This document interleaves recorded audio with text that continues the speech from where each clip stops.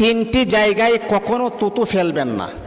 তিনটি জায়গা এমন রয়েছে যেখানে তুতু ফেললে আল্লাহ পাক রব্বুল আলামিন আপনার হায়াতের ভিতরে আমার আল্লাহ অবরকত দান করে দিবেন, আপনি কখনো সফলতা খুঁজে তালাশ করে পাবেন না। এই তিনটি জায়গা কোথায়? এক নাম্বার হচ্ছে নবী করিম সাল্লাল্লাহু আলাইহি ওয়াসাল্লাম বলেছেন পশ্চিম দিকে আমরা তুতু ফেলবো না। এটা হচ্ছে আমাদের জন্য পবিত্র একটি স্থান। পশ্চিম দিকে আমরা আল্লাহ পাক রব্বুল আলামিনের কাবা ঘরকে লক্ষ্য করে আমরা সেজদা করি, সেখানে তুতু ফেলা যাবে না। দ্বিতীয় নাম্বার হচ্ছে নবীজি বলতেছেন ইবাদতের জায়গায় আমরা যেখানে নামাজ পড়ি, ইবাদত করি, কোরআন তেলাওয়াত করি, জিকির আজকার করি, সেই স্থানে আপনারা কখনো তুতু ফেলবেন না।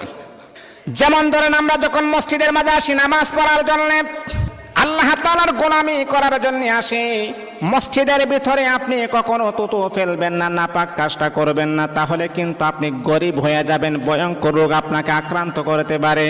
নবী